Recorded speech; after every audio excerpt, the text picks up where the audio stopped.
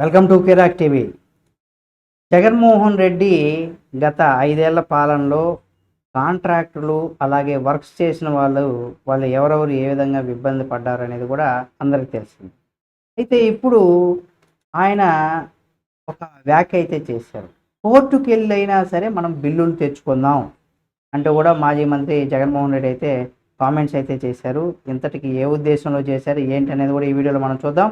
పులివెందుల ఏరియాలో development agency పాడా కింద అభివృద్ధి పనులు చేసినటువంటి వారు అధైర్యపడవద్దని, కోర్టుకు వెళ్ళైనా సరే బిల్లులు తెచ్చుకుందామనేసి కూడా మాజీ సీఎం జగన్మోహన్ రెడ్డి వాళ్ళందరికీ కూడా భరోసా ఇచ్చిన విషయం ఇప్పుడు ఈరోజు బయటకు వచ్చింది.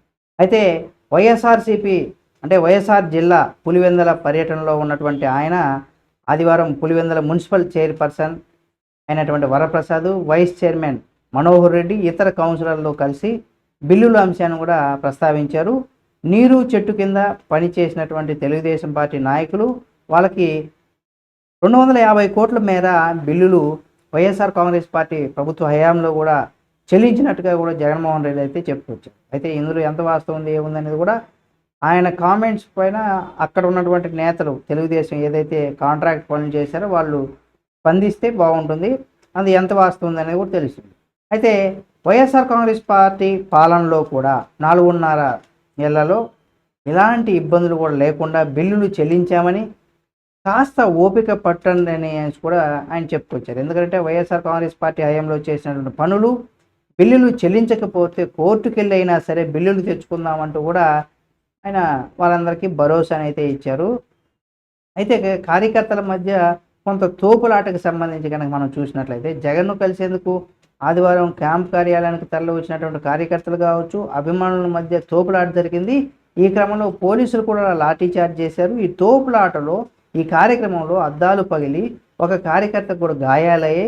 ఎంపీ అవినాష్ రెడ్డి, రాజంపేట ఎమ్మెల్యే ఆకపాటి అమర్నాథ్ రెడ్డి, ఇక ఎమ్మెల్సీ రమేష్ యాదవ్లు, మాజీ ఎమ్మెల్యేలైనటువంటి అంజద్ బాషా, రాచమల్ల శివప్రసాద్ రెడ్డి, రఘురామరెడ్డి వీళ్ళందరూ కూడా అంటే శ్రీకాంత్ రెడ్డి, కోరుమల్లి శ్రీనివాసు, సుధీర్ రెడ్డిల రాష్ట్ర శాసనసభ మండలి మాజీ ఉపాధ్యక్షుడిగా ఉన్నటువంటి సతీష్ రెడ్డి జగన్ను కూడా కలిశారు.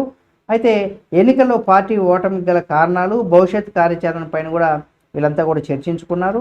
అలాగే భారీగా పోలీసులు భద్రత క్యాంప్ కార్యాలయంలో వైఎస్ఆర్ కాంగ్రెస్ పార్టీకి సంబంధించినటువంటి కార్యకర్తలు ఎవరైతే ఉన్నారో వాళ్ళు భారీగా తరలి రావడంతో పోలీసులు ఒక పటిష్టమైనటువంటి భద్రతా బందోబస్తు ఏర్పాటు కూడా చేశారు. కాబట్టి పులివెందుల అలాగే కడప డిఎస్పీలు వినోద్ కుమారు, రవికుమారు, రమాకాంత్ ఆధ్వర్యంలో 9 మంది సిఐలు, 7 ఎస్పీలు, 130 మంది పోలీసులు బందోబస్తులో కూడా పాల్గొన్నారనేసి కూడా మనకి ఇక్కడ తెలుస్తుంది. అయితే ఇక్కడ బిల్లులు 5 ఏళ్ల పాలనలో మేము టీడీపీ వాళ్ళకు కూడా ఇచ్చాము 250 కోట్లు అనేసి జగన్మోహన్ రెడ్డి గారు చెప్పుకొచ్చారు.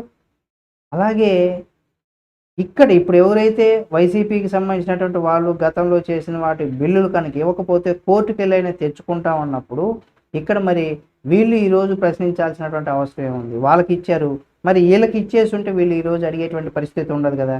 అంటే ఇకనైనా జగన్మోహన్ రెడ్డి గారు కొంత ప్రజల్లో ఈ అబద్ధపు మాటలు ఇటువంటివి కాకుండా కొంత వాస్తవంగా వెళ్తే మళ్ళీ భవిష్యత్తు ఉంటుందని కూడా మనం చెప్పుకుందాం. ఏది ఏమైనా ప్రజలకు అబద్ధాలు కాకుండా ప్రజలకు మంచి చేసే విధంగా దాని విధంగా ఆ రకంగా కార్యాచరణతో ముందుకు వెళ్ళాలని జగనన్న కూడా కోరుకుందాం. ఈ వీడియో మీకు నచ్చితే లైక్ చేయండి. ఈ వీడియో పైన మీ అభిప్రాయాన్ని కామెంట్ రూపంలో తెలియచేయండి.